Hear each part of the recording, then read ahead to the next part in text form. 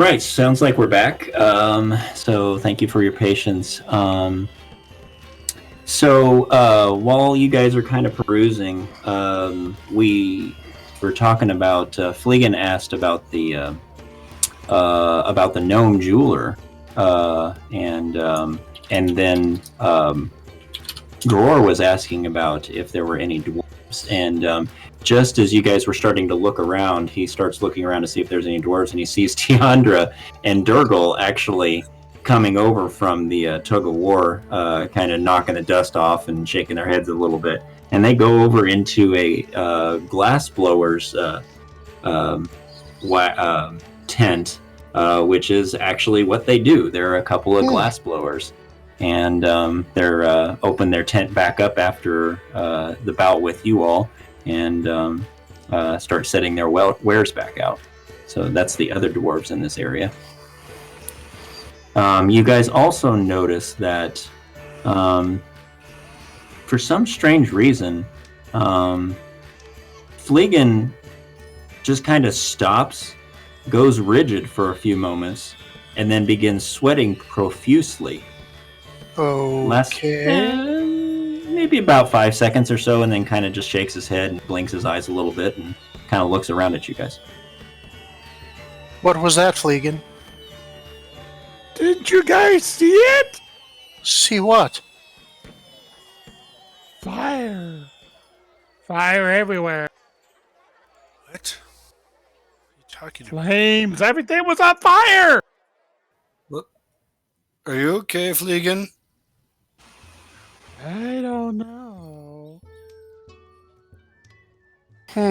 That's as weird as the voice I kept hearing while we were in the well. Yes, but there wasn't on fire. Okay, no more tossing the gnome, guys. Yeah, I think he's hit his head too many times. Or Kalnassi punched him on the head a little. Congratulating you guys, I don't know. Just a little pat, So, okay, so any other you guys are at around in the cellar's row before you move on? Nope, I'm good. I'll continue walking the path. And not unless I see a spell dancer's book somewhere. Okay. Or just plans on going back to the glassblower tent. At some point. I will After we're give done with our little every patrol. flame a wide berth and mumble to myself, first spiders, now fire. Okay. Well, as you guys head on out of the cellar's row there, off this direction here, as you get to here, I need... Fleegan... Yeah, Fleegan, Theros, and Ken to make a perception check for me, please.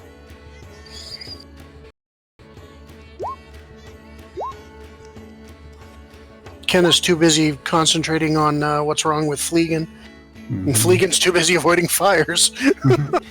Fleegan's a little shaken up. He's not sure he believes anything that he's seeing or whatever, but Theros, being, Hold me, Kimber, hold me.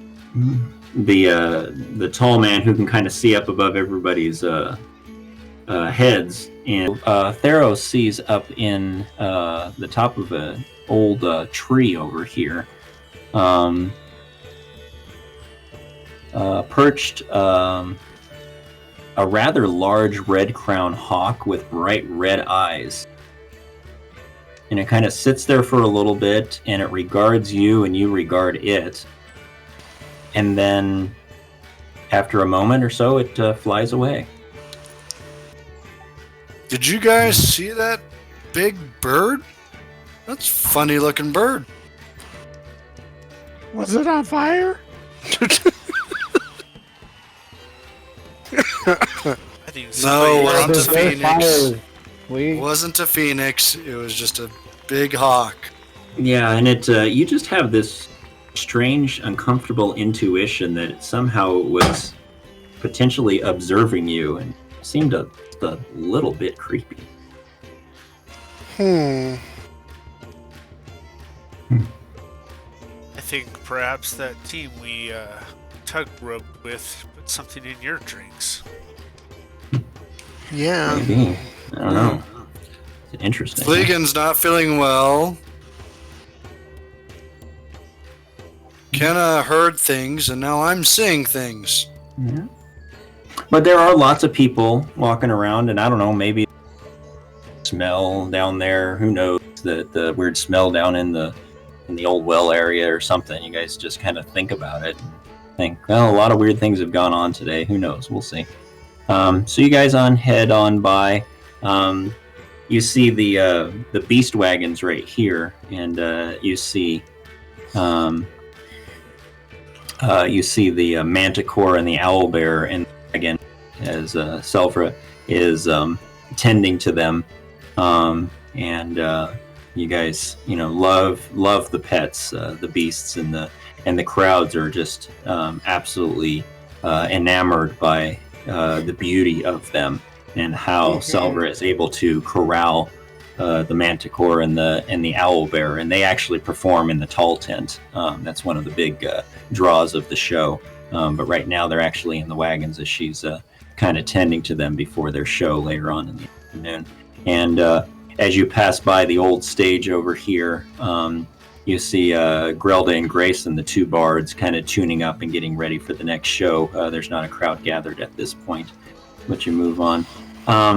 One thing you do notice is, I don't remember if we've talked about the youngstas much, but the youngstas are the young folk of the troupe. The not like the teenagers, like the Frenta you all are, but the young ones. And Trem and Trom are the little twins that tend to get in trouble, and they go running by, and you kind of see them go by and give yourself a little smirk because they're known to find their hands into the pockets of some of the people. But you're Hanatas, and that happens, and it's all for your benefit. So and Ken is just thinking, thank goodness I'm not watching them today. Yeah. And then young Vezi comes over. I'm going to show you a picture of Vezi here just for fun. You guys know her well, and she likes Fleegan. She's always been interested in him, and kind of looks up to him as a very comfortable big brother. So let me go find Vezi here. I know I have her in here somewhere.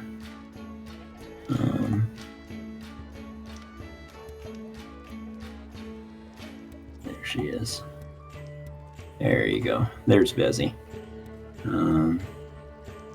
She's a mischievous and somewhat wild human girl, but she actually has a Fey blood touch that gives her the pointy ears that she has.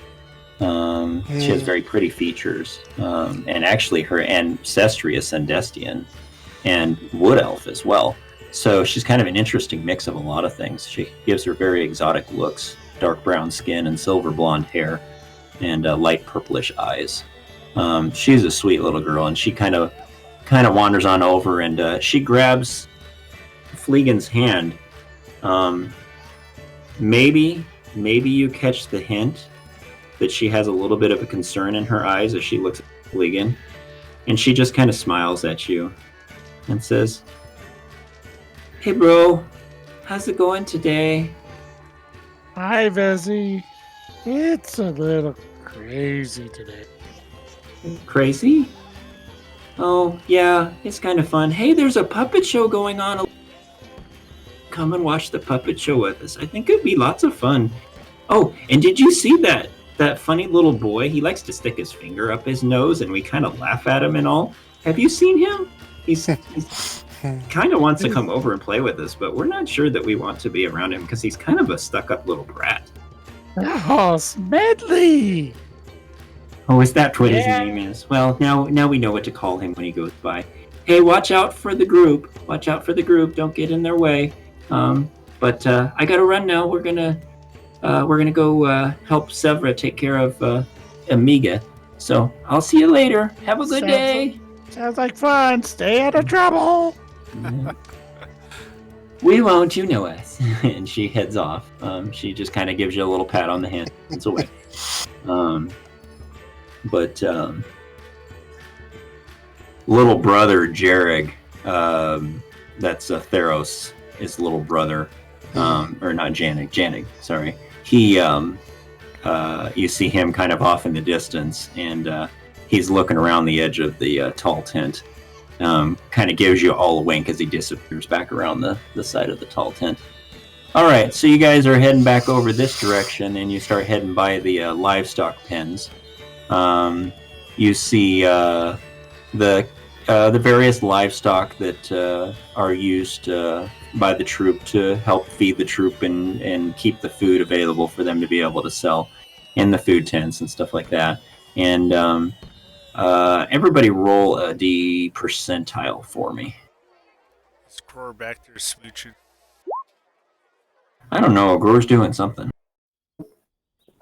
Percentile, you said? Percentile die, yeah. Looking at the D100. tent stuff. Oops. That didn't work. Yes! Mighty 2, the low rolls. Keep coming. Wow. Low is good, right? All right. Low in this case is interesting. So, as you're walking by the livestock pens there, Fleegan, you actually step in a rather wet and smelly pile of cow poop. Happy birthday! Someone had to do it. Oh, it was so yeah. And you guys see old Strem, who takes care of the animals with some of the Frenta who've been assigned to him. Strem was the one who tells the stories around the campfire at night, usually. Hey, you missed a spot! You see him kind of see that happen, and he just chuckles to himself. He's like, just scrape it off. It's normal. Hope to see you guys at the tent fire tonight. Having a good afternoon? An interesting afternoon, Old Strem. I think I will just go pack. Is there a tale that I would be able to tell about your interesting afternoon? We could enlighten you to the mysteries of the hidden well. Oh, sounds intriguing. Well, I would be remiss if I would stand in the way of what Borag has assigned for you all today. So maybe we'll have time to speak again of that later on, maybe before the tent fire.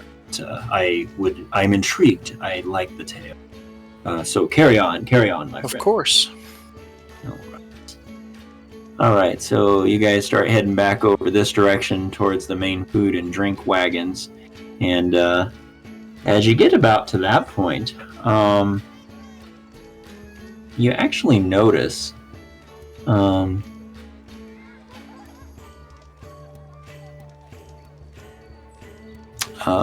Kenna actually noticed in the ground Yes. some strange markings. Go ahead and give me a perception check, please.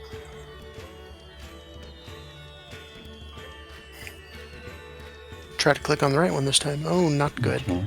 All right. Man, I am just rolling. Yeah, I don't know. They just don't look like they would naturally occur in this area, and they're kind of long scrapes in the dirt. I'll point them out to the rest of the group and say, hey, does this look like anything to you guys?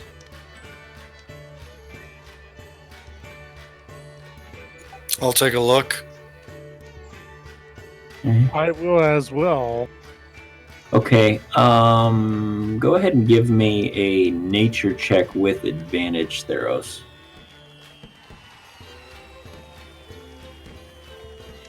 Didn't help. Okay, alright. Yeah, and you've never really seen anything like that before. Well, Fleegan, you kind of look at him and you look at you. Yeah, not interested. What was that? Or wants to see what Theros is looking at. Okay, I'll give Thor a chance to go ahead and make a nature Gror, not Thor. Gror a chance to make a nature check with without advantage, just a straight up nature check. I don't need advantage. Yeah. So, I'll yeah, check my Gror. boots and be like, does anybody smell that? That's just Fleegan. What is that? Hey, Stonebed, you smell. But yeah, he looks at Gror comes over and he's like, "What are y'all looking at there?" And he sees that. And he's like, those are interesting. He thinks he's seen those before, and having encountered at some time in the past, being near what they found was a den of snakes, marking of a number of snakes. So those are snake tracks, but not just one single snake track. There's at least 3 or 4 of them possibly in this area. Should we follow them? We have to guard the place, and snakes are certainly dangerous. I mean, it would seem like They can this is be, our yeah. duty. How big of tracks would they, or snakes would you think they would be from the tracks? 3 or 4 Fleegan size. They're about normal. I mean, when you say normal, I think you know, average size snake. I mean, not 15 foot. not 50 yeah, foot, not 15 the foot bears are drunk 15 bears. foot here. So. yeah, not bear size. Yeah, not bear size snakes. No. And before you guys think about it, nobody really likes to eat snakes. So, but yeah, maybe you could find a nest with some leather. eggs. Yeah, well, that's true. Tastes That's like true. chicken. Could be usable, but they roast chicken. They seem to go off towards the direction of the livestock pens, but there's a lot of grass in the area between there and the tracks kind of disappear. The area you're walking through is a little bit more dirt, barren from the couple weeks at Carnivalle being here and trampled down, and the dirt kind of showing. And so they show up in the dirt areas, but as they go into the grass towards the livestock pens, they kind of disappear at that point. Maybe we should spread out, because we certainly can't let the snakes get to the livestock. I would agree. Let's investigate a little deeper. You see, does this seem rather odd that there would be snakes at a carnival, like with so many people making noise and jumping around? I don't know. Give me an insight check. Unless it was already here and the people jumping around has caused it to come out of its hiding. I know everything about snakes, pretty much. At least somebody's rolling decent today. Yes, there would be a feeling that you know, a number of snakes like this at a carnival it just depends on where you're at. You guys are, and snakes are somewhat natural in the forest, and there are what are known as viridestian vipers in this part of the world that can be fairly common, especially if they're in a nest somewhere nearby. And it's entirely possible, with all the food being dropped on the ground from the carnival and everything that's going on, that, you know, they come out at night and they find the scraps and they feed on them, or the rodents that have kind of latched onto the Hanatas as they travel and filter throughout the evening. It would be common that snakes would be in this area. Yes, in your opinion, thinking about it logically. Common, not uncommon? Common, yeah. Just thought all the noise and the people might have scared them. But during the day, maybe not, but at night, most definitely there would probably be snakes, and maybe even if there was a nest nearby, possibility of a goodly number of snakes, because the prevalence of food is high, is a high probability. Yes. These tracks are going towards the livestock pens. Yes. We have to save everyone quickly. Is it survival to track? Yeah, I think survival. Depending on the situation, it would be survival or nature, but I think in this case it'd be survival. I'm gonna try to see if I can find them, track them down. Okay, go ahead and give me a survival, please. No, as they get into the Yeah. area, it just disappears on you, unfortunately. Okay, so what are you guys wanting to do here? Maybe if I got on Theros' head and looked, I might have enough height to be able to see the snakes. What do you don't think Is that's it time a great to is it time to pick up the gnome? I was warned against it, so I should not. All I Alright, can I- think of is a poo-filled boots and on top of his head. No. Bad idea. I think we should complete our rounds and go over and see how Cray is feeling. Good idea, bad idea. Yeah. Yes. So, what do you guys think? Well, if we have an idea Snakes of where are the headed towards the snakes, pens. I think we should look there. yeah, Like walk around the pens at least. We've been here for how many weeks, and the snakes have not bothered us. It's nothing to worry about. That's the oddness of it, isn't it? That somehow somebody may have brought them here on the last day to cause problems. I agree with my brother. I don't know. Are there. some It is our some of last you wanting to days. continue? Maybe split off and go wander around the livestock pens. Is that an option? Or? If we take a quick trip around the pens just to make sure, and then head over to Cray, that's my preferred. I think we should I surround each agree. pen, basically, like kind of go around from each side together, and then go around the other and tour back to the south end. Plus, Roar's back there smooching again.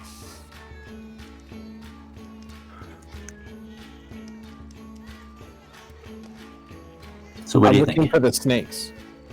Yeah, I think if we just do a quick, tout around the pens real quick, all three of them, and then head on our way if we don't find anything is a good idea. It shouldn't take more than 10, 15 minutes anyway. Yeah, we can split up and just, one or two people around each of the pens. Maybe check under those wagons that are the closest to the pens or something too. Okay. All right. So, So whoever's going over there, go ahead and each of you give me a perception check as you're looking around.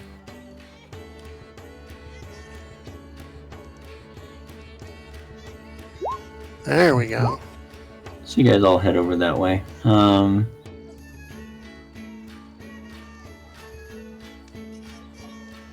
Okay, so you guys head over and start pens, and you're looking under the wagons. You guys head off towards the tent fire area. These are the main wagons, the sleeping areas, and stuff like that. That would be a concern of yours. That they might be in that area. So you guys want to go check out the all the different wagons and stuff around the tent fire area, since that's where y'all kind of bed down for the night. That seems like a good idea. I mean, I definitely think we should check the wagons at least closest to the pens for sure. Okay. Yeah, All right. just look So- under them, not Okay. in them, obviously, but under them. Okay. All right. Could throw a Fleegan on the roof, and he could check the roofs too. Yeah, as you guys look around, Yeah. you don't actually see any snakes anywhere around. Looking for them, anything that looks like it could be harmful to the folks. Kenna feels like if she were to see one, she definitely would have. But the rest of you, Theros is pretty confident that there aren't any snakes around and stuff. But as you're over in the looking in the tent area over here, so everybody want to go over there. You guys are all over in that far area.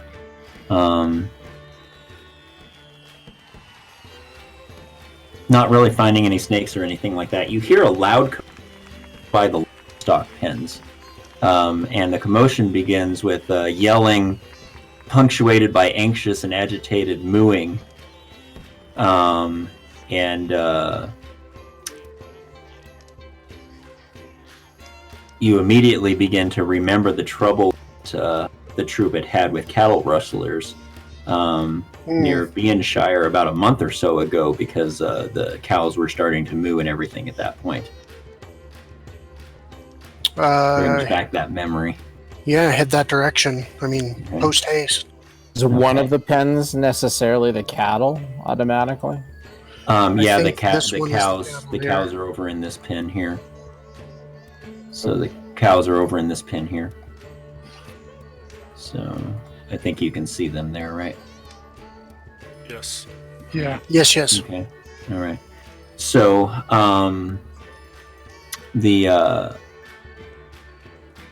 as you head over to investigate, when you arrive, you find it isn't actually causing any trouble, nor anyone trying to take any of the livestock for any reason. Instead, you find that there's a rather strange sight going on. The cows, their names are Zuri and Helna, and the pen that holds them is surrounded by more than a few visitors, including some of the younger Hanatas. And you push past them to see what's going on, and you see an agitated Helena here, pacing around the edge of the corral. More concerning to you, however, is the sight of a desperate Zuri trapped in a hole in the ground, surrounded by a pile of rubble and dirt. So she's got her hoof is stuck in a hole in the ground, and she is mooing anxiously. Theros, Gore, get her out of the hole. I'll go down and use. Does it take like an athletic check or anything to jump in there? Well, you don't have to jump down into the hole. She's stuck in a hole, like her hoof is stuck down into a hole. I So, just meant into the pen. But oh no, yeah, you can just hop over into the pin. I'm gonna try to slide calm through the other slats. one down. Okay, go ahead and give me an animal handling check, Kenna, on that, and then you guys want to try and pull the cow out of the hole. Is that what you were saying? I will make a cow lift roll. Okay. Okay, girl. You're trying to calm her down, and she's having none of it. So Yeah. I need Theros and Gror to both make athletics checks, please. Okay. Yeah, you guys both pull with all your might, and neither one of you seem to be able to pull her out.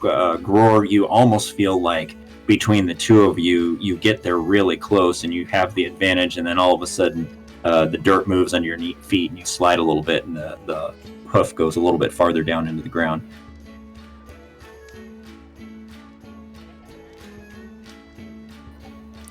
Is there Let's try it anything again. wrong? Like, does it look like somebody has dug this hole or a trap or anything like that? From the way you're looking at it right now, you would have no idea to understand. You're just trying to push the cow out of there. I don't know, maybe you guys feel like if you got a little bit more help, you might be able to do it. Come on, guys, help us all Sure. lift this cow out. Kimber, you help out. I will try to keep the other. Okay, so Kimber and Fleegan, go ahead and roll athletics, please. Come on, girl.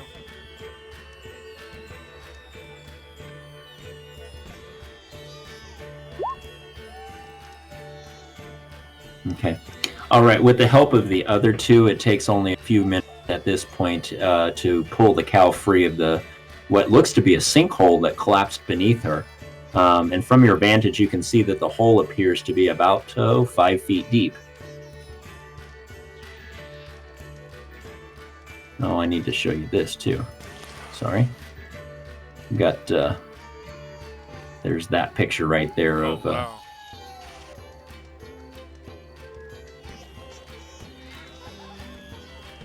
Yeah, that's not suspicious or odd. so It's a lot more than just a hoof.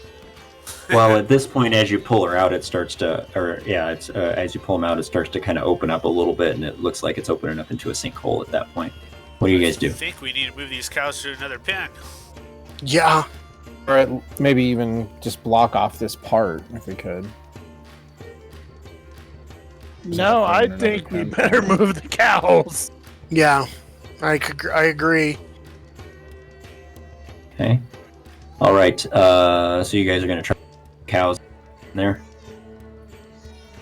I'm all Yeah, hands maybe, on move deck. to the maybe next move them pen. into the next pen over. Okay. One to the Okay. south. Okay. All right. Anything else? I'm gonna keep well, looking at the sinkhole, trying to figure out Yeah. Okay. how such a thing could have developed with my stone cunning, perhaps. I don't know. Okay. All right. Those who are trying to move them and yourselves, where do you think you're going? Is Gror and anybody else looking at the sinkhole there? I will. Okay. So Gror and Fleegan look at the sinkhole, and then let me go ahead and draw a picture of where it might be. Stay back. Stay back.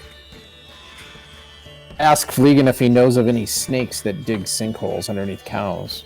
The great and famous cow-eating snake, digging hole snake cow thing. So take the Aren't they on cows in fire, that too? path around. I think they're No flaming ones. fire. Okay. So Theros, you're going to take one of the cows. Kenna, you're going to take the other cow. You guys going to both take that same path, or Yeah, I'll follow him. Okay. So All right, so we're gonna go ahead and do that with you guys. Yep. Okay. And then Kember and Fleegan and Gror in the sinkhole there. Is that correct? Yep. Okay. Cold All duty. right, you guys look into the sinkhole.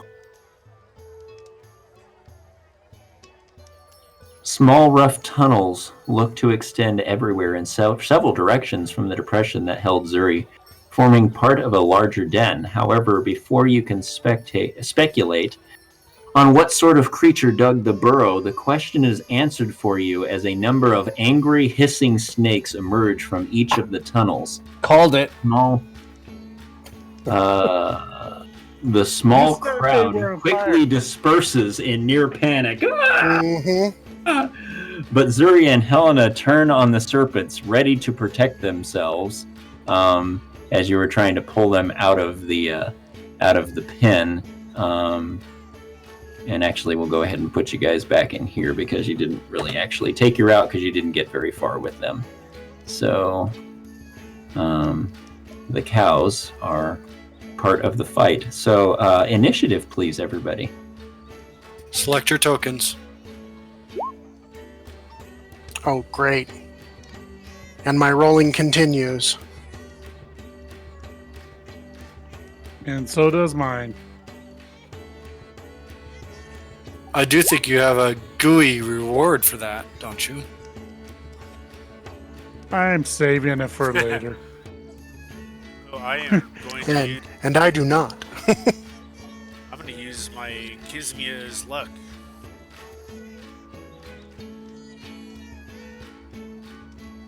Once per long rest, when you roll a natural 1 for an attack roll ability check or saving throw. Ooh, doesn't say initiative. Yeah, it doesn't say initiative.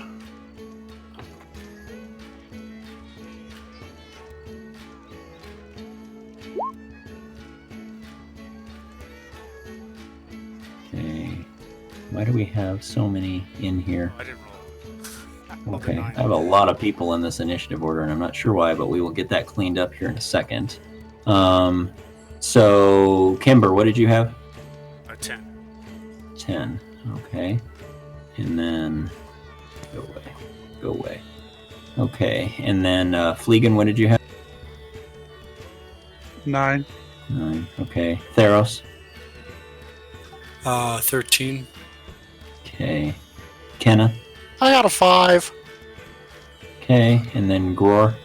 18. 19. All right. Okay, so we got all that, and where is it? There it is.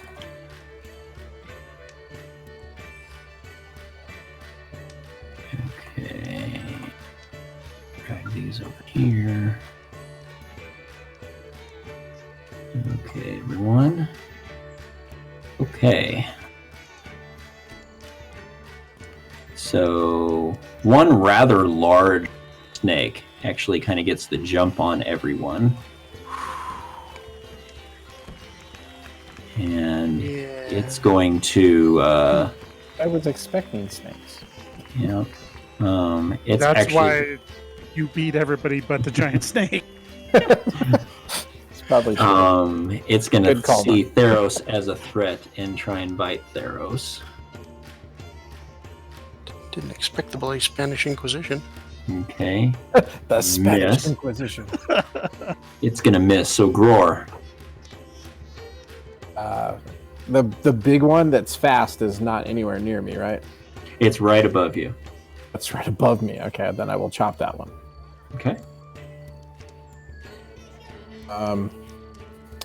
I have no shield prepared, so I would imagine I'm using axe two-handed. Okay. You can tell me if you want to do it. No. Okay. All right.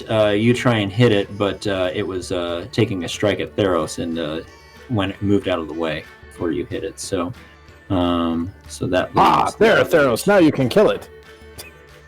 All the rest of them, the snakes aren't really that big, and in fact, they're actually tiny. All of these tokens are not the right size. Do this. Yay! Except for one. This was something that I fixed on another place and didn't fix here. But yeah, the giant one is a medium size. These are all tiny. They're little snakes, about what you would normally expect a snake to be. Okay. And actually, they're more this area here. My kingdom for an area of effect spell. Okay. All right. So you get nuke us too? So all right, here we got go. an Irish man with a stick. Snakes. One is going to bite Theros and miss. Another one is going to bite Theros and hit. You need to make a saving.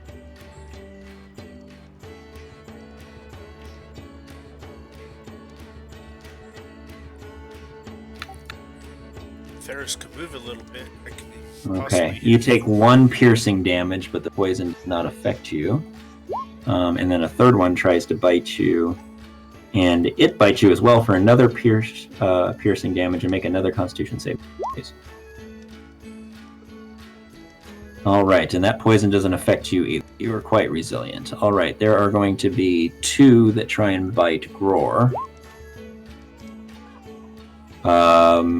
The first one is going to good solid critting bite on you, and that is going to be 2 piercing, and I need you to make a saving throw, please, Gror.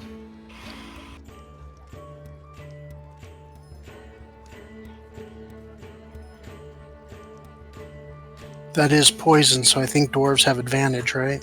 Yes, you're right.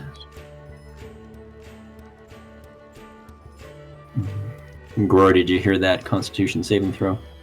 That's what I was asking. Sorry, I had my mic muted. Oh, okay. There we go. And yeah, Definitely you want on you to that do. one. So only two piercing damage, but it's hung onto you there, and it hurts a little bit. So it's kind of a distraction there. Another one's going to bite you and miss, and then we're going to have 1 bite Kimber, I will give it and disadvantage. also latch onto you on that one. Can So I you're give going to take 2 Can I give piercing. it my interposing divine light, which causes a flare of light in its face to get disadvantage? Oh, but it's still a hit. Was that a reaction? I think so. Warding flare. Interpose divine light between yourself and an attacking enemy when you are attacked by a creature within 30 feet of you that you can see. Use your reaction to interpose disadvantage on the attack. Okay. Does it take an action to cast that though? I don't know. It's one of my. Let me look and see here. Let's see. Let me look and see here. I will look and see. So it's called. What a cool first Warding- level, you can Warding impose flare. divine light. Okay, so it's just an ability. Yes, so it's a reaction. Yes. Nice. So you could use that. So when attacked by a creature within 30 feet of you, that you can see, you can use your reaction to impose disadvantage on the attack roll, causing light to flare beneath the attacker before it hits the attacker. Okay. You can use this feature a number of times equal to your wisdom modifier. Okay. Your wisdom modifier is 4, so you can use that 4 times before a long rest. Nice. Cool. So, okay, so he's going to hit you, not with a crit, so you're going to take 1 piercing damage. And go ahead and make a Constitution saving throw, please. Make it.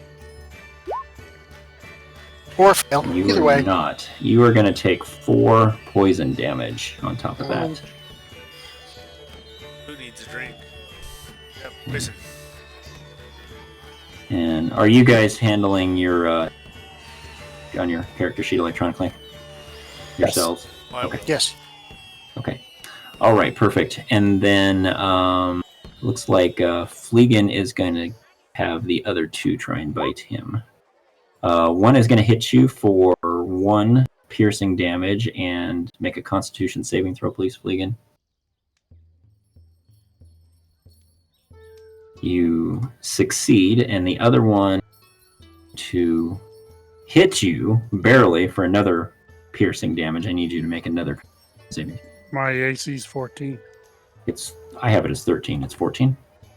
It is 14. Yeah, it's 14. I clicked on the wrong thing. Okay. Yes, it's 14. Okay, it missed. Never mind. What about The the other one. fire from the snakes, though? Does that bother Fleegan? Put them on fire! Put them. Just sacrifice to the gnome. Throw him in the sinkhole, right? They'll just go after him. Snakes. Why does it have to be snakes? All right, the last one misses as well. So, Fleegan, that missed as well. Theros, you're up. I shall smash the giant viper. Okay.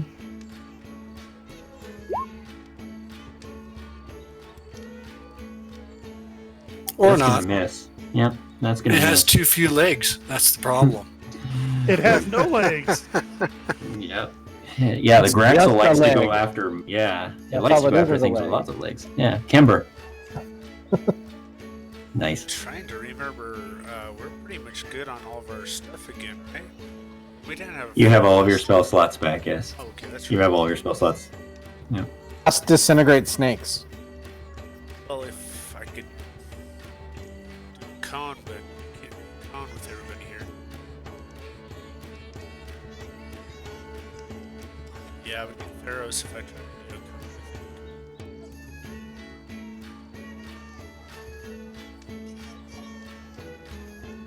So, what do you think there, Kimber? I think I would just have to scorch. Well, I'm just gonna bash.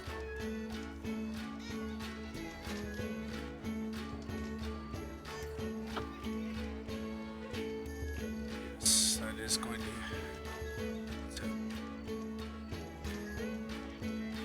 Okay. Did you roll? There it is. Okay. So, one of the baby snakes or the big snake? Maybe snake. Baby snake. All right. Yeah, you try and smash it with your mace. Fleegan. Stabby stab. Okay.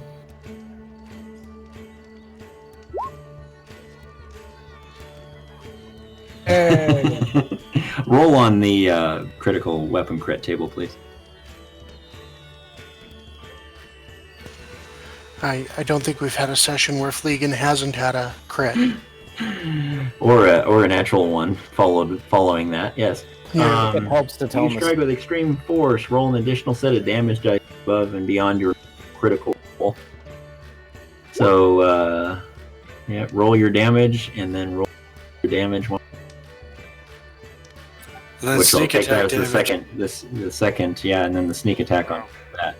So this is how we're going to say this happens. So these snakes, they're pretty small, and what he does is he takes his dagger and he stabs at one of them, and then continues with his momentum and stabs right through one of them into another, and just skewers 2, and then takes. Hey, kebab! Because of the crit that he was able to do in the sneak attack, he was able to take his other dagger and swing around and stab another one as well. So he takes out 3 with 1 stab, or one full motion of attack with his stabby stab knives, because he normally does that kind of thing anyhow.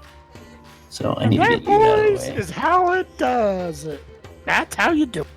Yeah. All right. So Kenna.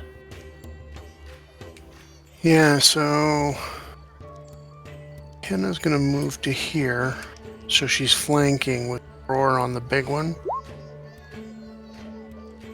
And she's just gonna stab the heck out of it.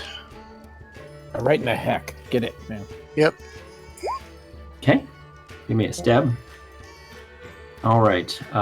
You take your wakizashi and you try and stab it with your wakizashi and you miss.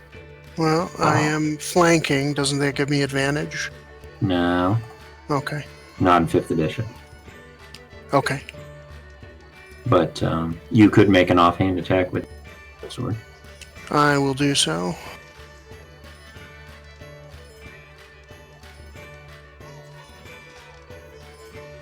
That one is going to hit. For how much damage? That will be 8 piercing damage. Yeah. Minus 8. With that second short sword, in fact, hang on a second. It's actually only 5 because that was a. So that's the difference with the offhand, is you don't get the bonus on your damage. That's how the offhand works. So, all right, but you're able to stab it and do a significant amount of damage to it with that one stab. So, and then because I have movement left and it can't get an advantage attack on me, I'm going to step over here. You're going to dance out of the way. Okay. Yep. All right. Zuri actually trots on over and tries to stamp on the big snake. Zuri power! Yeah, and she tries to smash it with her hoof. It does, and she actually smashes its head into the ground and dies. So, chalk one up for the cow. She killed the giant snake. The cow's That's how we do it. The cow's more deadly than the dwarven fighter. Stole a kill. And if you could, Barbarian. she stole the kill. If you cow, you would hear her say, "Yeah, where's the beef now?" Here it is. Does the cow level up from that? That's bad. A 9th level cow. Nice. We'll have fun with that moving forward. Gror. Well, I guess I'll chop a smaller size snake. Okay.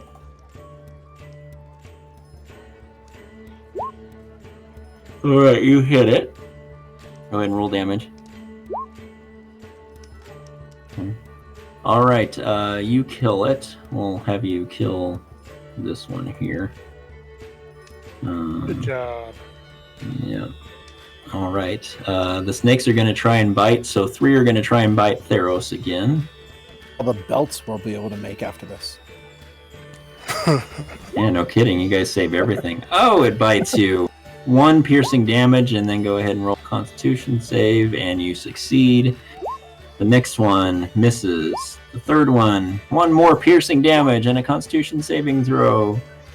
And you do not take any poison. You resilient little big oaf you. All right, 1 snake left is going to try and bite Gror. And miss, I do believe. Yes, and miss. All right, Theros. 4 snakes. Let's go ahead and smash one. Okay. Yep, you smash one. You can roll damage if you want, but you smash it. 13. It's there and there. Oh, I see that. Yep, your rolls are a little different. You have a macro. All right, Kimber.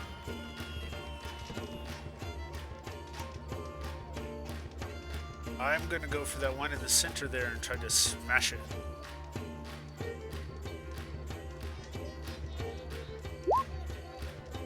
Okay, you do. how much damage.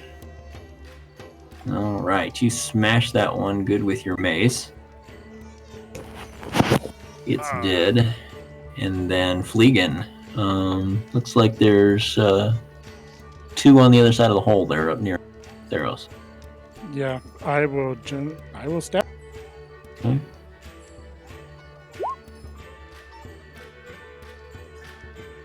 Okay, that one hits. All right, you're going to kill that one. And on my offhand, I'll try to kill the other one. Okay.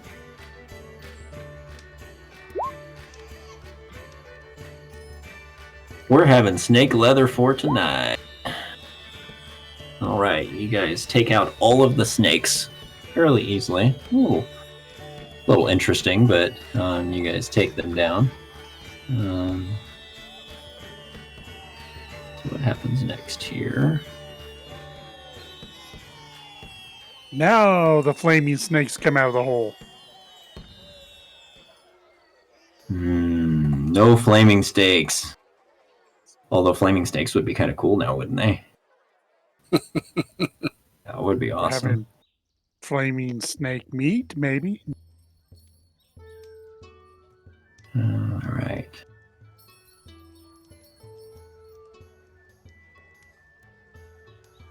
You guys can continue to talk amongst yourselves for just a second. Let's get these cows to the other The pen. snakes are after the animals. You know, I bet you we have a tanner in our troop that we can skin the snakes and Maybe- actually use this. Maybe there's something in their den too. We should Fleegan, look in this sinkhole. check it out. And perhaps you could get in that really small snake hole there. And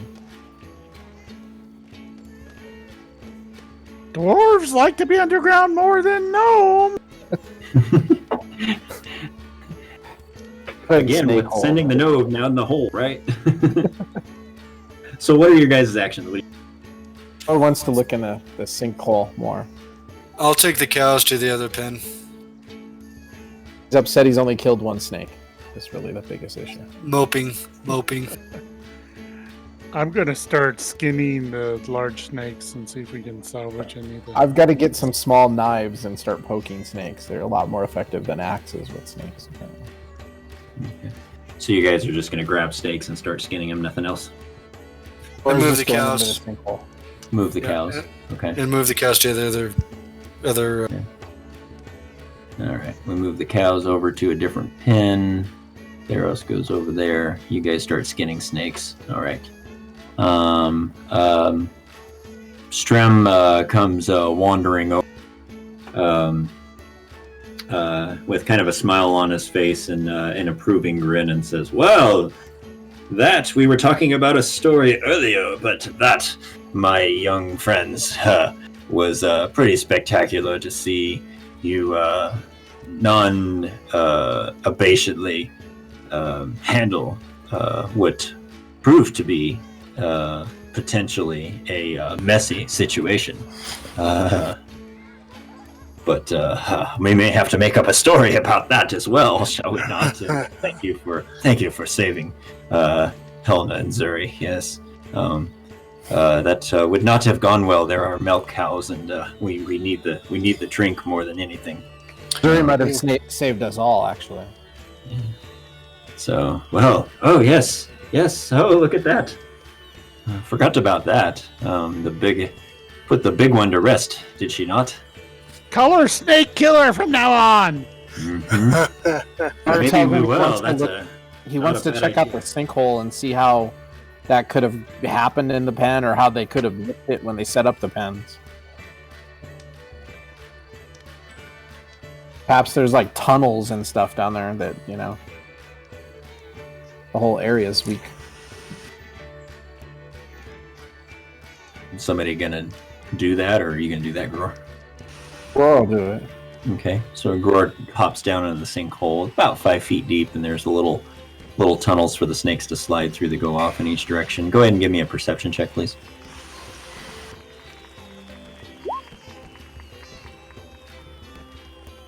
All right. As you look around, you actually see that there's a den. Seems to be a den of where the snakes burrow down up inside here. About 5 feet deep, about the same around, maybe a little more, 5-6 feet around, with holes going off in the different directions. They all seem to head kind of towards the trees off to the west. The holes do anyway. And some of them are partially collapsed. Each hole is only about a foot or so around. You also notice that there's a mix of both old and fresh bones down here in this den, probably from the snakes chewing on them, maybe. I don't know. Snakes chewing. Mostly a rat or a rabbit? Or... Question mark? That was Kenna. Yeah. Kenna, you're not there. Roar's the one who's looking. Sorry. This is a good question, though. Do I recognize what type of bones they might be? Like, Give me a nature human check. or... Give me a nature check.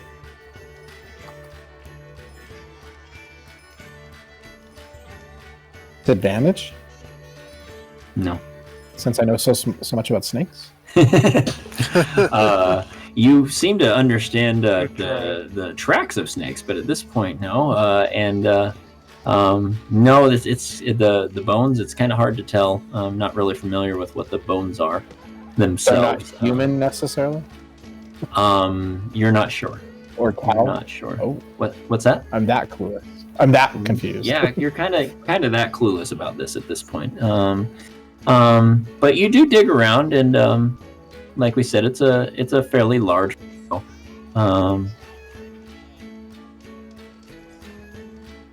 Anything else you want to do? It'd be kind of caved back in easily to try to make the pen more safe or secure for the cattle to use. Go ahead and make a survival check. I'm cutting. Dang it.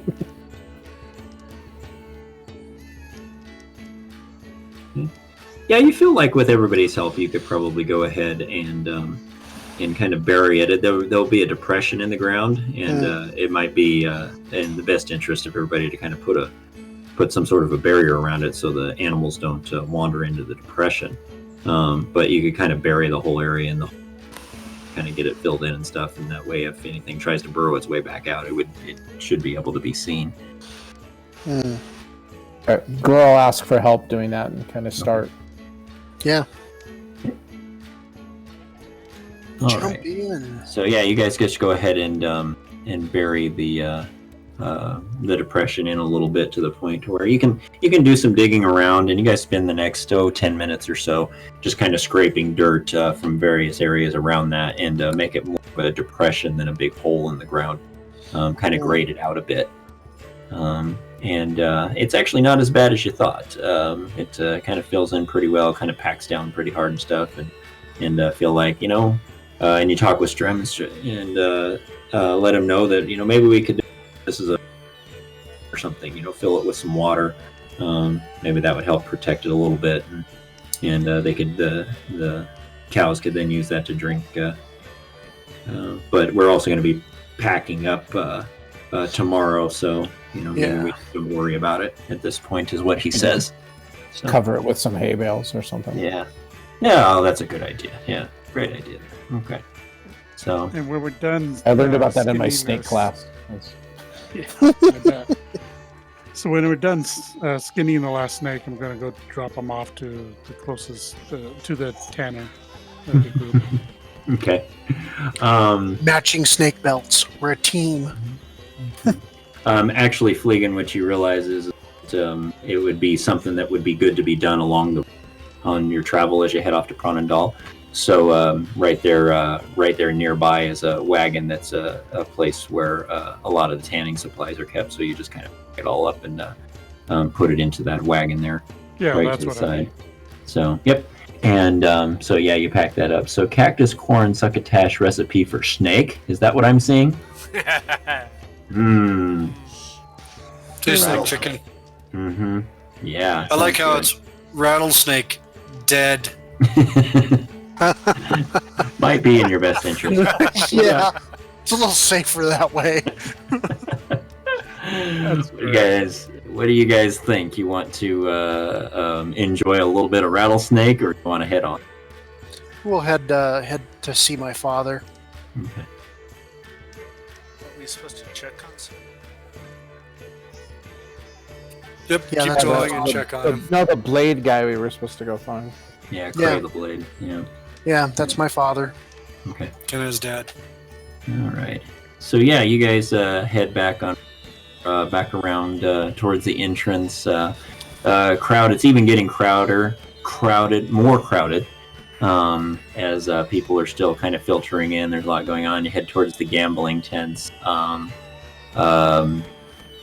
As you pass by the gambling tents, Kenna, you notice Tevrin standing by the entrance, and he gives you a wink as you walk by. Give me a charisma saving throw, please. All right. Wow, a +6, and I still only got a 10. The rolls continue. You're obviously, and we know this. You're obviously with Tevrin. How do you Hmm. react to his seductive gesture?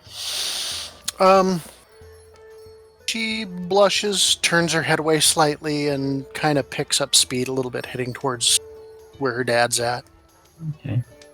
All right. He nods his head as he disappears back into the tent. It's an obvious blush. Okay. All right. Yes, he sees that. He nods his head as he heads back into the tent. All right. So go ahead and head on over archery range there.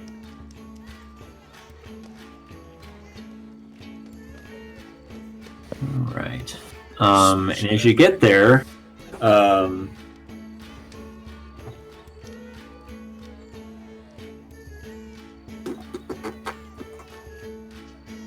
up a little bit here. Okay. You see Smedley is actually over here, somewhat interested in seeing what Bran is doing over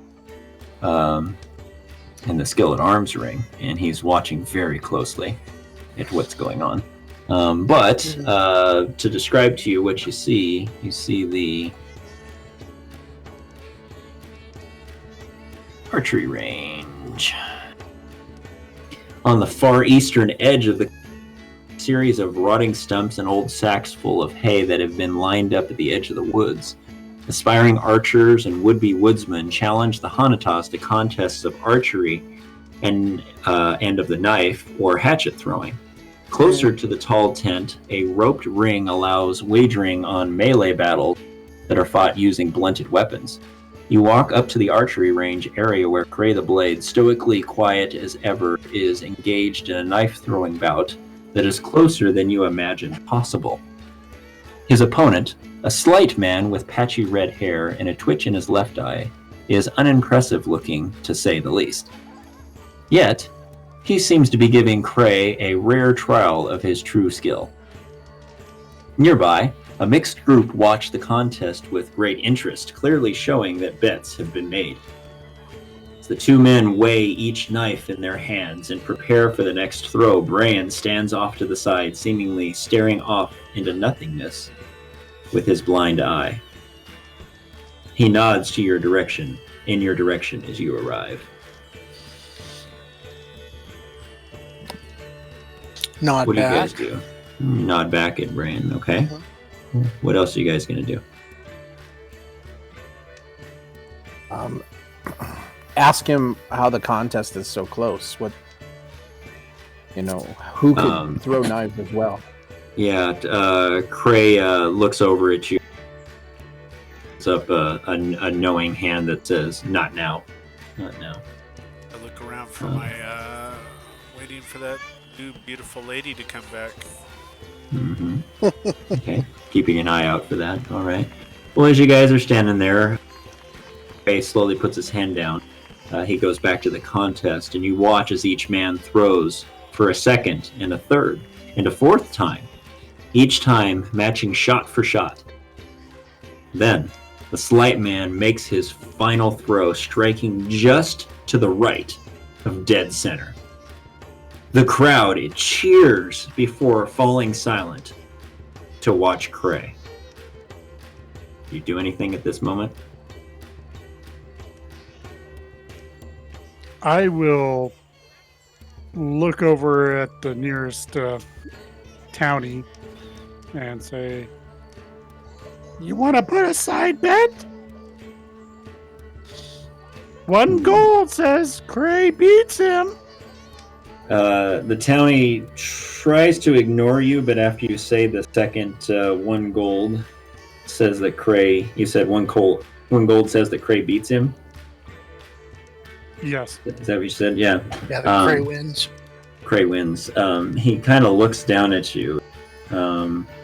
I suspect you're picking somebody that looks like that they were pretty, pumping fists and stuff when he was excited that the combatant threw that last throw. Yep. Okay, so he kind of looks down at you. Didn't acknowledge your first statement, but acknowledged your second statement. Says, "Ha! Oh, why the hell not?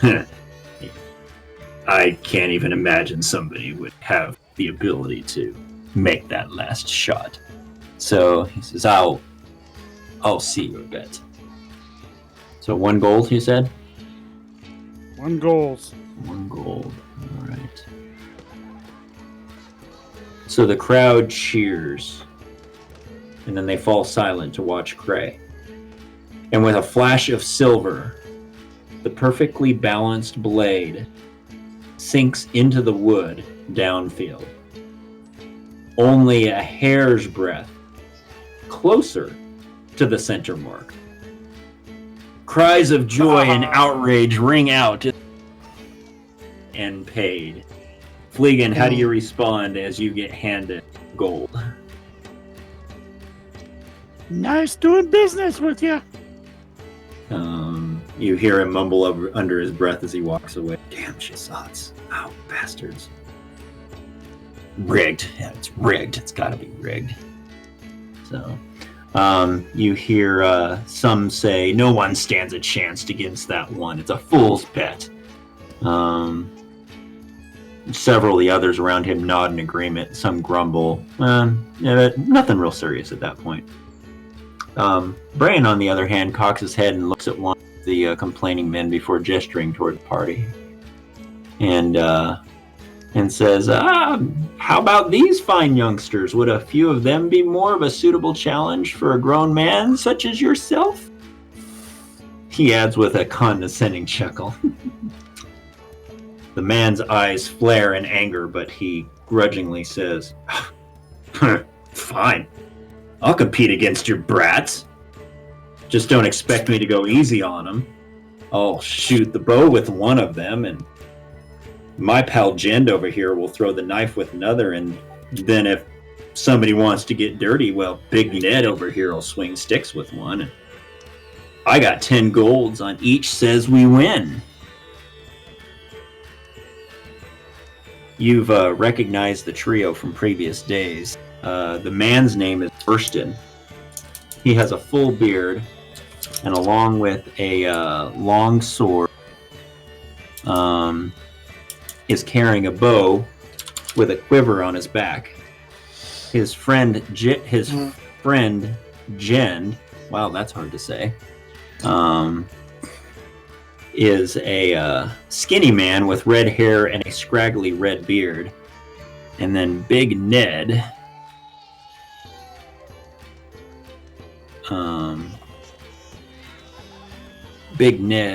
is a huge man standing perhaps 6 foot 7 inches tall. He has a flat nose, long hair, and a beard, and a nasty scar on his forehead.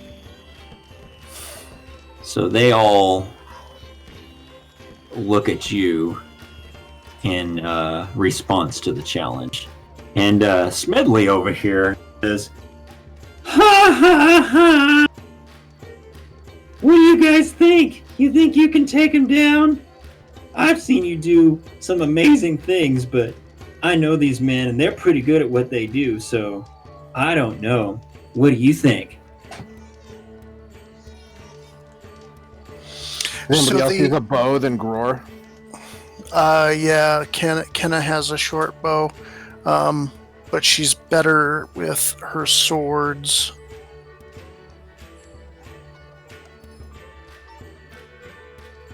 So I think Big Ned would be best for Kenna if she's getting involved. Okay.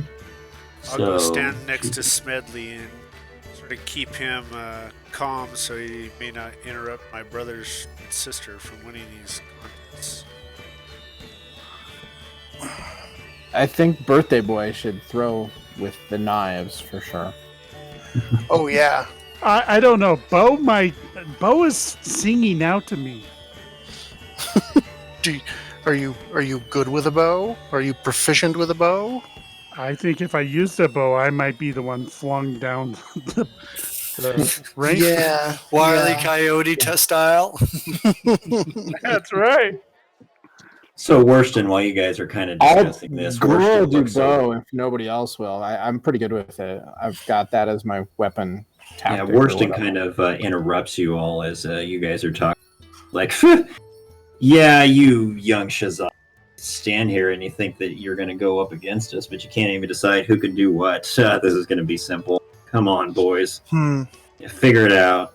Figure it out or go back to your mama. Jen kind of chuckles and gives a toothless grin. He's got like one tooth up front and maybe a few on the bottom. I will look at Smedley and say, and twirl one of my knives on my end of my finger and say, "Okay, I'll do it."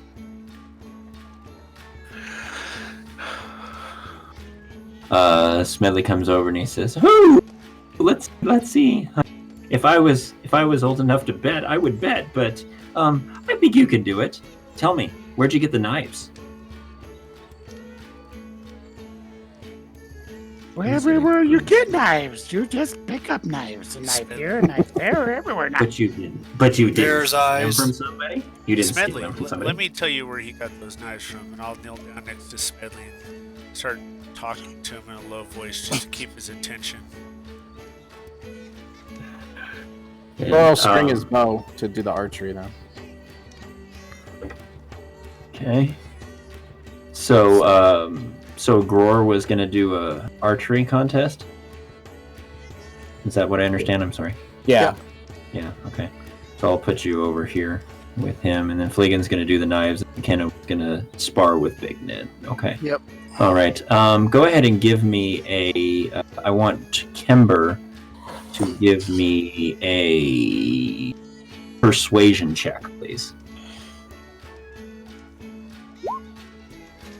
Ah, we're in the 20s when you need them. Yeah.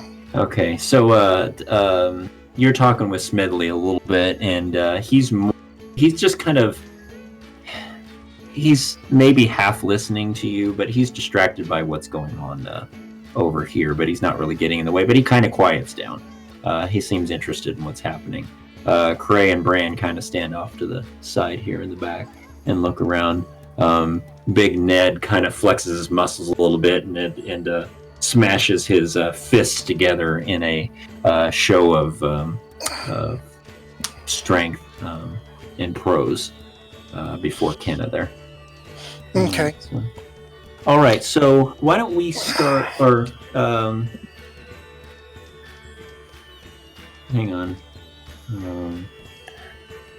Yeah, Bran looks at you all and he says, "Well, don't worry, I know you can handle these foes. No problem, yes. So let's give it a shot here.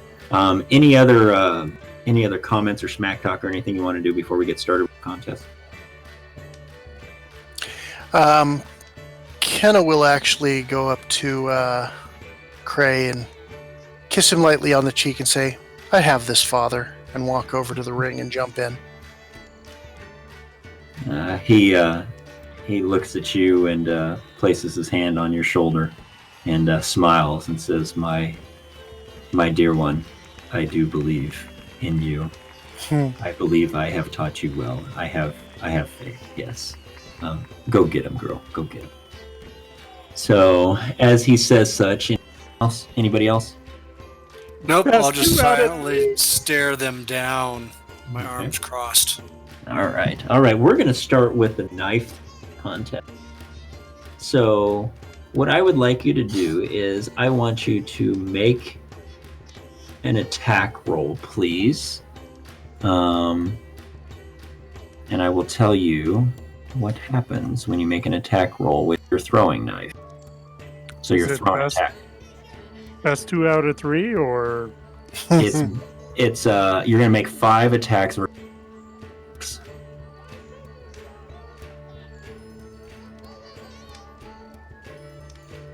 So Worston is the bow, Jend is the knives, right? Yep. Yeah. Yes. Okay. Alrighty. Okay, so Fleegan throws a dagger. Jend throws a dagger. All right.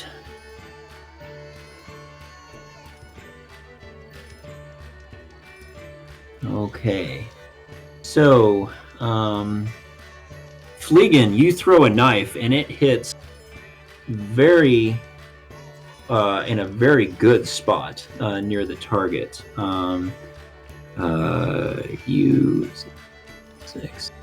You get 3 points. Can you keep track of these points? yeah, no problem. Okay. You get 3 points for a pretty good hit. And Jend throws, and his is not as close to center, but it's not a bad throw either.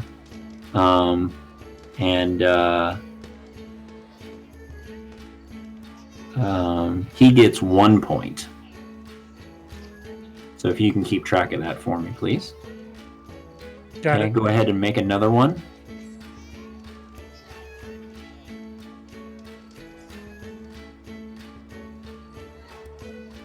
Oh, nice. Bullseye.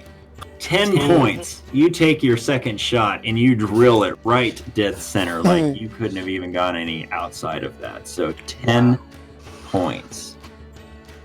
All right. He throws and his one sinks not, and actually it sinks just to the right of yours and is considered a bullseye as well within the bullseye mark. So he gets 10 points as well. All right, make another one. Damn.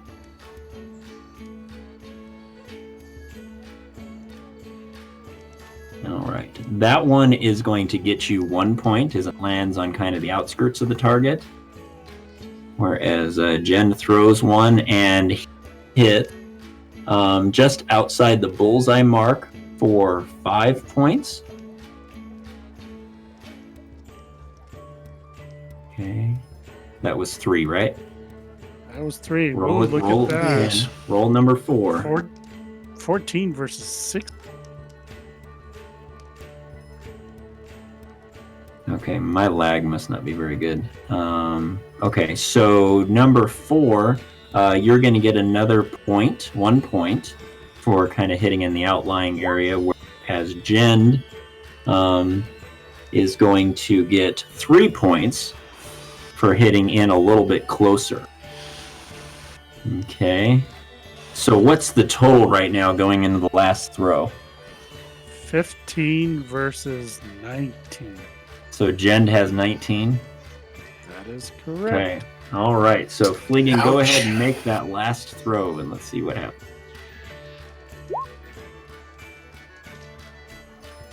All right.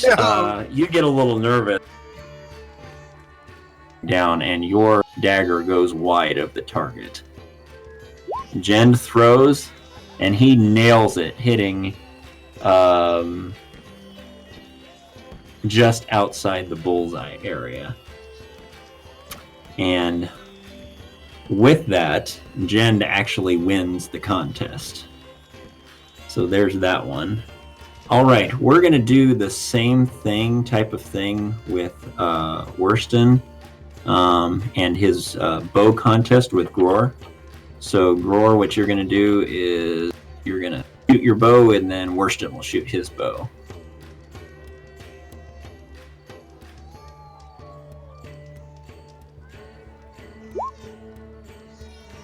All right. Whoa. Nice Before start. we see the spectacular first shot, the reactions from the onlookers is quite interesting. That they thought the momentum was swinging Fleegan's way right off the bat, and they were surprised and heartened that those that betted against him actually are going to gain their winnings. And Jen doesn't really even say anything other than give a wry smile to Fleegan, kind of stick his tongue out a little bit at him, smack his lips, and then head on out of the ring. Okay. All right, so Gror takes his first arrow shot and just hits a strong nailed bullseye right off the bat. Whereas Worston takes a shot with his bow and misses the target completely. So Gror, you get 10 points. Worston gets 0 points. And everybody kind of betted for Gror cheer, as the people who betted against him are a bit taken aback by what just happened right off the bat. So Gror, go ahead and take your second shot.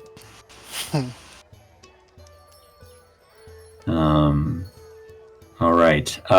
Being a little cocky because of the first shot that you made, you actually miss with the second one. And Worston kind of lets out a gawk as he takes a shot and misses as well. Shit! So neither one of you get any point time. And you kind of hear from the background Smedley go, oh, damn, that was crazy. All right, so Gror, go ahead and take your third shot. All right, you hit the target. That's going to be kind of in the outline for 3 points. And Jen's bow is going to hit as well, but he's only going to get 1 point. Or not Jen, I'm sorry, Worston. Worston's only going to get 1 point. That was round 3. Okay, round 4. Go ahead, Gror.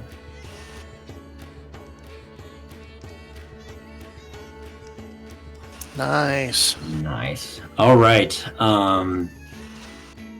Worston goes, God damn it. God damn it. The your arrow hits just a hair's breadth away from the other one that hit the bullseye. So Gror, you get another 10 points.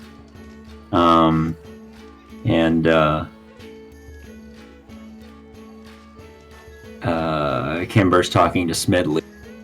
What does he say? Go ahead and say it out loud. See, Smedley? Even my brothers either match their opponents or beat them, even though they are very good. Just keeping Smedley occupied. Yeah, trying to keep Smedley occupied. Good. All right, Worston goes ahead and shoots his bow. And that's good for another 1 point, actually. Hits, but it's kind of a mediocre hit there. All right, for the last one, I know Gror hit ahead by quite a few points. What's the score right now? Looks like it's 23-2. 23-2. So even if Worston gets a bullseye, he's not going to win. So he kind of throws his arms in the air and he says, God damn fucking thing is rigged. And he just throws his bow down on the ground and starts to stomp away and doesn't even take the last shot. What do you guys do? Did he leave his bow? Yep, he threw his bow down on the ground and started away. That was his bow, right? Not our bow? No, it was the bows that are used there. It wasn't his bow. Darn, I was hoping free bow.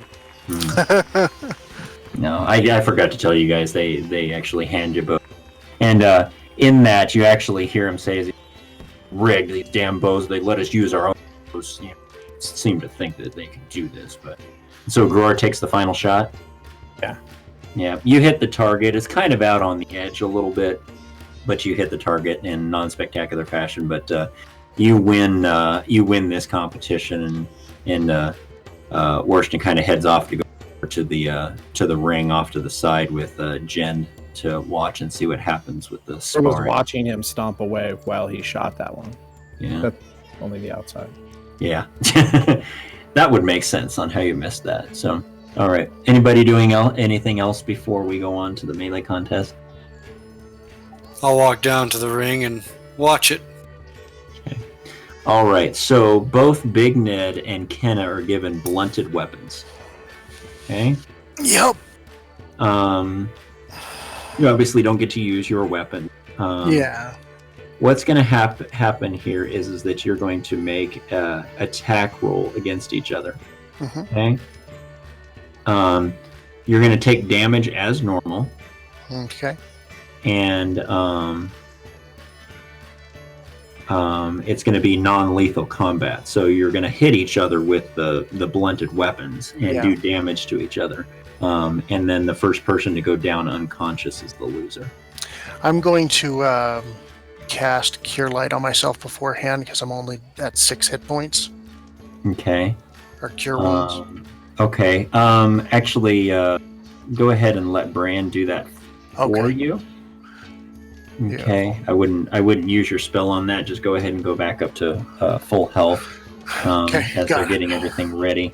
And yeah, we'll go from there. Okay.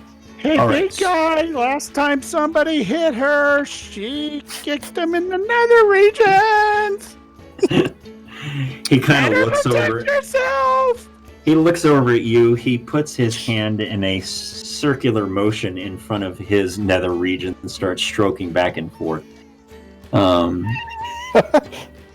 So, yes, it's time to go ahead and make our move. So we're going to go with initiative on this one to see. Or who wants to gets try to go distract Ned at the beginning. If he can get Ned's attention, he climbs up on the rails of the fence. Now I get a nat 20. So I'm up high. first.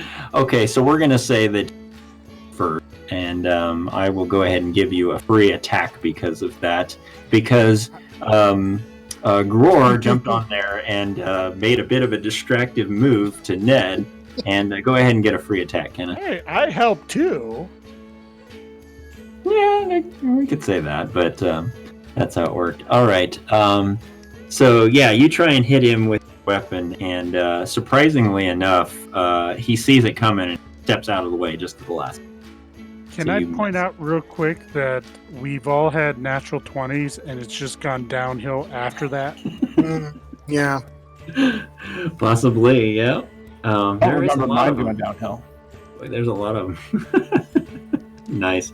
So, Kenna, go ahead and make your first attack since you get to go first. The first one is your surprise attack. All right. You hit him. Go ahead and roll your damage. You take a good swipe at him. All right. So 4 damage. All right. He is going to go ahead and take his sword, two-handed, and take a swing at you, and he's going to hit you. Damn. And he did not auto roll damage. Let me change that. All right, he is gonna roll a.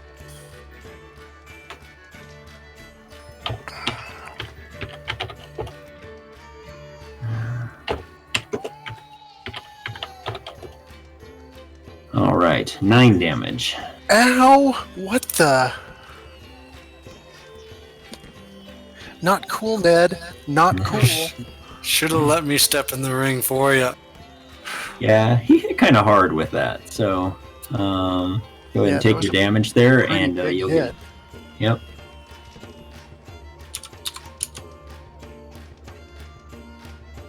All right, go ahead and take your attack back at him, Kenna. as he takes a double, a two-handed swing and just nails you right across the gut, and you double over in pain. But is more, and it hurt, but you took the opportunity to kind of slip back up with your sword and jab him right in the giblets. For how much damage? 7. 7. So I've done 11 to him so far. So he staggers back a little bit, and then is not able to get two hands on his sword, and swings back around one-handed with the sword and fumble! Oh, darn. Okay, that really doesn't do interesting. What that'll do for you is that'll Crowd give you a gets free excited. attack. That'll give you a free attack as he slips. Yay! I'm inspired. All right, with your free attack, he's stumbling, and as you thought you could hit him, you didn't, and you missed. So go ahead and take your normal attack now. That will hit him. Ooh. So you bear down and Nine. hit him right across the back as he stumbles out of the way, and you hear a crack in his back as he goes down to the ground unconscious, and you win as the crowd erupts into groans and cheers as you take him down. Huzzah! Huzzah! I toss the blunted sword down, walk over, crack my knuckles, and then hop over the fence. Yeah, he's down on the ground, so the other two go over to kind of smack him around and get him up a little bit.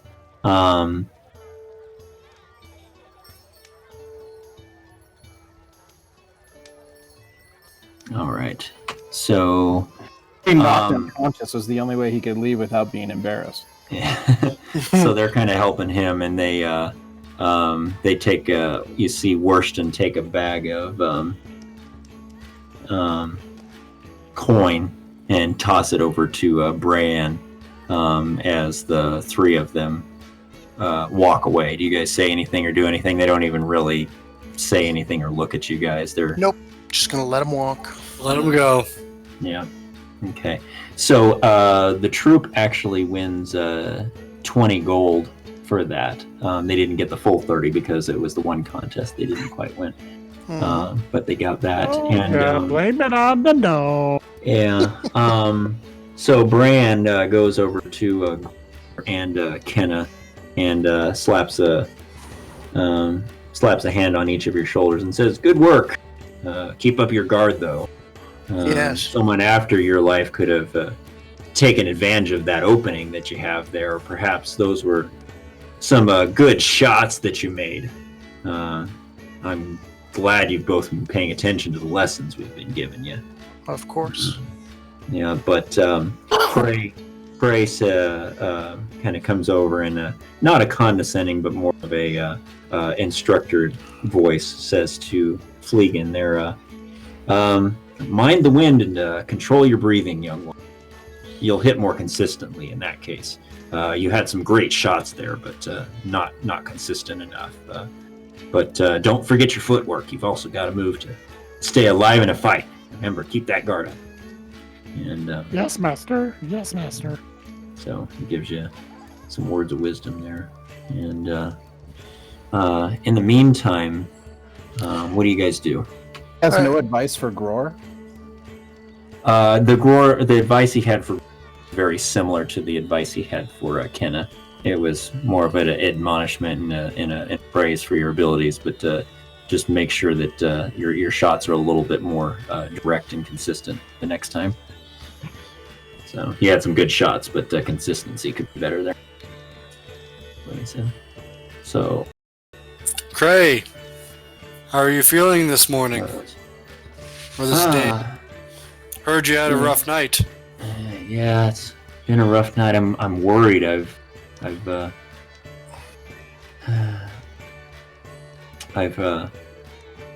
noticed that some dark cloaked thugs have been creeping around the camp the last few nights, so I've been on watch, and sometimes I see them off in the distance, sometimes I don't.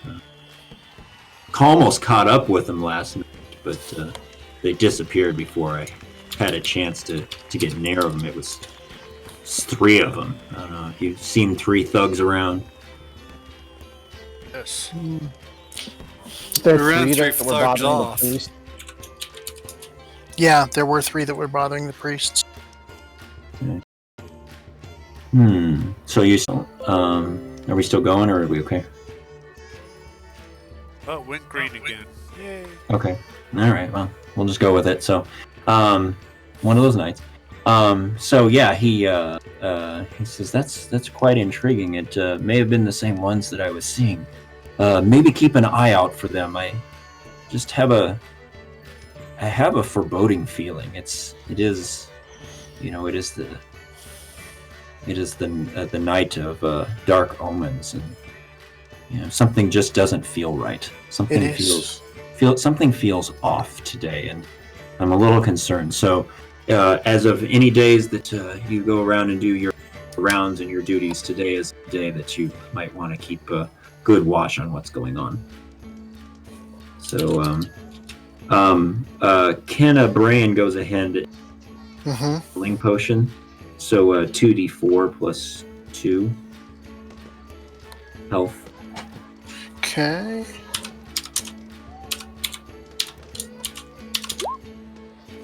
Excellent.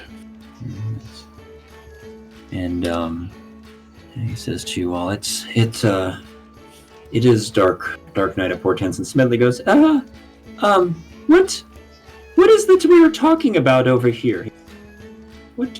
What do you mean, dark portents? I don't understand. While Smedley's distracting the others, I'll pull Cray aside just gently and be like, if you need to talk, I am available at any time. I look at him with much meaning. Mm-hmm. He says, yes, my dear. Tonight, let's have a chance tonight and sit and talk. Yes. I feel like I would like that. I feel like, well, we need. I think it's time. I think it is time. We'll have a talk tonight.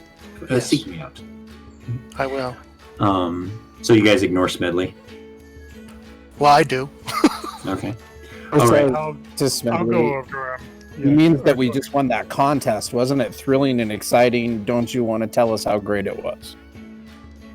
Oh, the contest was amazing. I mean, the bullseyes that some of you I would love you to be able to tell me how to shoot a bow like that. Oh, it would be great. It would be so much fun. But, look over there. I think there's a puppet show starting. I'm going to head off to a puppet show. I really want to see that. And he just kind of brushes you all off towards the puppet tent. But while he's doing that, Fleegan didn't get a chance to walk over and talk to him, although he was heading that direction, because as Fleegan was heading that direction, he noticed off into the tree over here a red-tailed hawk sitting up there with red eyes that was watching him. And you got this weird feeling that just kind of came over you. Fleegan, and then again, you had mentioned it to the others, I guess, but that same thing that happened a little while ago all of a sudden happened again. Can you make a Constitution saving throw, please, Fleegan?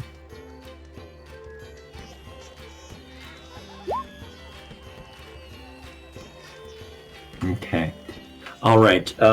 You feel like for a moment, eyes begin to kind of dissolve into a tunnel vision, and you feel like you're about ready to pass out, and then you shake your head at the last minute and kind of regain your composure a little bit. But your whole top of your bald head is just sweating, and you guys see the beads of sweat appear on the top of his head, and he just shakes his head. What you saw just kind of grips you terrifyingly in your stomach. And with that, my friends, I think we are finished for this evening. Boo. So, as much fun as we've had, all enjoyed yourself, did we not? Yes. Yes. Yeah. Excellent tug of Very war much. battle. Got to stomp some snakes. Got to take some shots in practice and win some coin. Sure. See some chicks, make some new friends. Some of us And- took harder shots than others. Yes. So it's been a wonderful evening to our next session already, as I'm sure you all are as well, and I hope everybody watching. Sorry about the technical difficulties, things out of our control, but we will enjoy it as we can and as we see, and then we hope you enjoyed it all.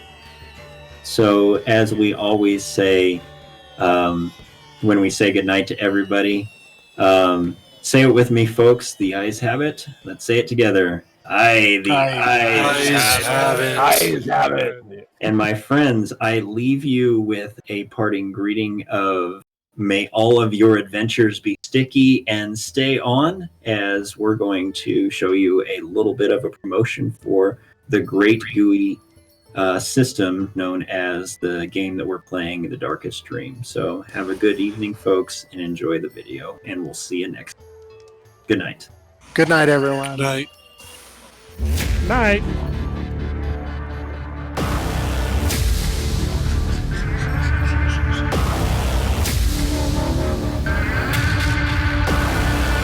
So I don't know if you guys can see it if the video comes up or not. It just did. It did. Okay, so the video's up. Yeah. Perfect. Right. Coming Wait. through.